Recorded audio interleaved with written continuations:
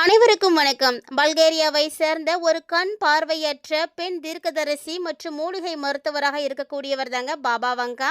இவர் தன்னுடைய 12வது வயதில் ஒரு புயல்ல பார்வையை இழந்த பிறகு எதிர்கால நிகழ்வுகளை முன்கூட்டியே கணிக்கக்கூடிய அமானுஷ்ய திறனை பெற்றதாக சொல்லப்படுது. ஸோ இவர் பார்த்தீங்கன்னா தற்போது 2026ஆம் ஆண்டுக்கான நிறைய கணிப்புகளை வெளியிட்டிருக்காரு. 2026ஆம் ஆண்டுக்காக இவர் கணித்திருக்கக்கூடிய கணிப்புகள் பார்த்தீங்கன்னா உலகம் முழுவதும் பெரும் அதிர்ச்சியை ஏற்படுத்தியிருக்குன்னே சொல்லலாம். அதாவது இந்த வருடத்தில் 3ஆம் உலகப் போர், வேற்று கிரகவாசிகளுடைய வருகை, கடுமையான இயற்கை பேரிடர்கள் மற்றும் உலக அளவிலான பொருளாதார சரிவு, மேலும் செயற்கை நுண்ணறிவு அப்படின்னு சொல்லக்கூடிய ஏஐயினுடைய ஆதிக்கம் போன்ற ஆபத்தான நிகழ்வுகளானது 2026 நிகழக்கூடும் என அவர் கணித்திருக்காருங்க. இதோடு மட்டும் இல்லாமல் 2026ஆம் ஆண்டுக்கான மே மாதத்தில் ஒரு 5 ராசிக்காரர்கள் மிகப்பெரிய ஒரு ஆபத்துக்களை சந்திக்க போகிறாங்க அப்படின்னு இவர் கணித்து வச்சிருக்காரு.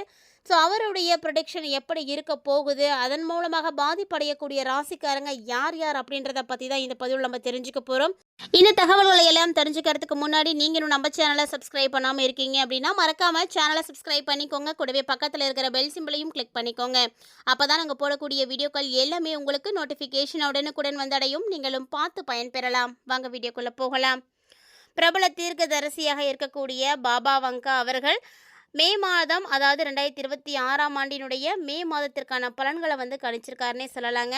ஸோ இந்த மாதத்தை பொறுத்த வரைக்கும் 5 ராசிக்காரர்களுக்கு ரொம்ப ரொம்ப கடினமாக இருக்கும் அப்படின்னு அவர் சொல்லியிருக்காரு. அது குறித்து இந்த பதிவில் நம்ம தெளிவாக பார்க்க போகிறோம். பிரபல தீர்க்கதரிசி பாபா வங்காவினுடைய கணிப்புகள் சமூக வலைதளங்களில் அடிக்கடி வைரலாகிறது வழக்கம்தாங்க. அந்த வகையில் மே 2026க்கு இந்த 5 ராசிக்காரர்களுக்கு மிகப்பெரிய சிக்கல்கள் இருப்பதாக அவர் கணிச்சிருக்காரு. ஸோ அவர் சொல்லக்கூடிய விஷயங்கள், கணிப்புகள் சரியானதாக இருக்க போகுதா, எந்தெந்த ராசிக்காரங்க இதன் மூலமாக பாதிப்பு அடைய போகிறாங்க அப்படின்றத நம்ம தொடர்ந்து பார்க்க போகிறோம்.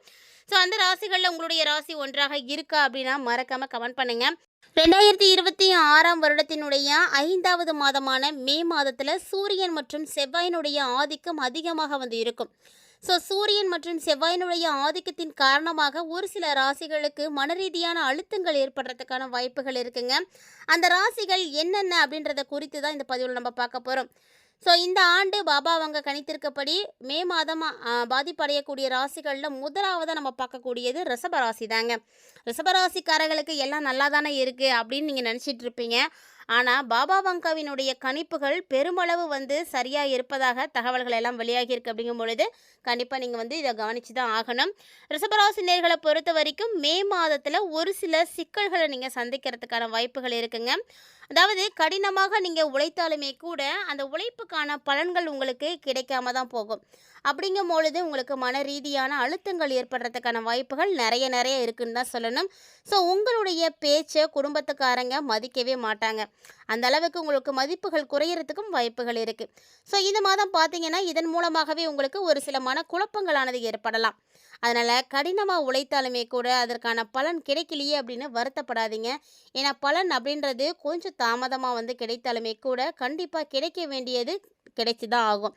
ஸோ இந்த டைமில் நீங்கள் என்ன பண்ணுறீங்கன்னா உறவினர்கள்ட்டையோ அல்ல ஃப்ரெண்ட்ஸுக்கிட்டையோ பேசும் பொழுது ரொம்ப ரொம்ப நிதானமாக பேசுங்க. பொறுமையை கடைப்பிடிங்க. அதுதான் இந்த டைமை உங்களுக்கு ரொம்ப ரொம்ப சரி பண்ணி கொடுக்கும், எளிமையாக்கி கொடுக்கும். ஸோ உங்களுடைய வீட்டில் ரிஷபராசிக்காரங்க யாரும் இருக்காங்க அப்படின்னா கண்டிப்பாக இந்த தகவலை அவங்களோட ஷேர் பண்ணிக்கோங்க. ஸோ அவங்களும் பார்த்து பயன்பெறட்டும். அடுத்ததாக பாதிப்படையக்கூடிய ராசிக்காரங்க யாருன்னு பார்த்தீங்கன்னா மிதுன ராசிக்காரங்க தாங்க. மிதுன ராசி நேயர்களுக்கு என்ன மாதிரியான பாதிப்புகள் ஏற்பட இருக்குது அப்படின்னு பாபா வங்கா கணிச்சிருக்காங்கன்னா இந்த மே மாதத்தில் பல பிரச்சனைகளை நீங்கள் சந்திக்கிற மாதிரி இருக்குதுங்க. ஸோ இந்த மாதம் நிதி மேலாண்மையும் உங்களுக்கு கொஞ்சம் கஷ்டமாக தான் இருக்கும். அதே மாதிரி ஆரோக்கிய ரீதியான பிரச்சனைகளை பார்க்குற மாதிரி இருக்கிறதுனால ஆரோக்கியத்தின் மீது நல்ல கவனம் எடுத்துக்கோங்க. சின்ன சின்ன விஷயங்களை கூட நீங்கள் ரொம்ப அதிகமாக யோசிக்கிற மாதிரி இருக்கும். அப்படி நீங்கள் எந்த விஷயத்தை அதிகமாக யோசிக்கிறீங்களோ அது கண்டிப்பாக அது உங்களுக்கு சிக்கலை தான் கொடுக்கும். ஸோ பார்த்து கவனமாக இருந்துக்கோங்க. அதே போல் மிதுன ராசிக்காரங்களாம் இந்த மாதத்தில் பணம் சம்பந்தமான தவறான முடிவுகள் எடுக்காதீங்க. தவறான முடிவுகளால் உங்களுக்கு நஷ்டங்கள் கூட ஏற்படலாம். அதே மாதிரி முக்கியமான முடிவுகளை எடுக்கிறீங்க அப்படிங்கும் பொழுது ஒரு முறைக்கு பல முறை யோசிச்சுக்கோங்க. ஏன்னா அதுவுமே உங்களுக்கு நல்லது தாங்க. அதே மாதிரி வீட்டில் இருக்கக்கூடியவங்களாக இருக்கட்டும், உறவுகளாக இருக்கட்டும், நண்பர்களாக இருக்கட்டும், யாரோ சமூகத்தில் இருக்கக்கூடியவங்க கிட்ட நீங்கள் பேசுகிறீங்க அப்படின்னா கூட தயவு செஞ்சு எந்த விதமான விவாதங்களையும் வளர்த்துக்காதீங்க. தேவையற்ற விவாதங்களை எல்லாத்தையுமே நீங்கள் தவிர்த்துக்கோங்க. அது உங்களுக்கு ரொம்பவே நல்லது. அடுத்ததான் நம்ம பார்க்கக்கூடிய ராசி கன்னிராசி. கன்னிராசி நேயர்களுக்கு பார்த்தீங்கன்னா இந்த காலகட்டங்களில் அதாவது மே மாத தொடக்கத்துல இருந்தே பார்த்தீங்கன்னா, முடிவுக்குள்ள உங்களுக்கு உடல்நல பிரச்சனைகள் அடிக்கடி வரலாம். ஸோ மே மாதம் ஆரோக்கியத்தில மட்டும் தயவு செஞ்சு அலட்சியம் காட்டிடாதீங்க. அப்படி ஒரு வேளை நீங்க அலட்சியம் காட்டுனீங்க அப்படின்னா, உங்களுக்கு தான் இன்னுமே வந்து சிக்கல் அதிகரிக்கும் அப்படின்னே சொல்லணும். ஸோ நீங்க உங்களுடைய ஆரோக்கியத்த முதல்ல நல்லபடியா பார்த்துக்கோங்க. நான் நெறைய பதிவுகள்ல சொல்லியிருக்கேன். ஆரோக்கியத்த தாண்டி தான் மத்தபடி எல்லாமே. நம்ம ஆரோக்கியமா இருந்தா மட்டும் தான் எந்த ஒரு விஷயமா இருந்தாலும் சமாளிக்க முடியும்.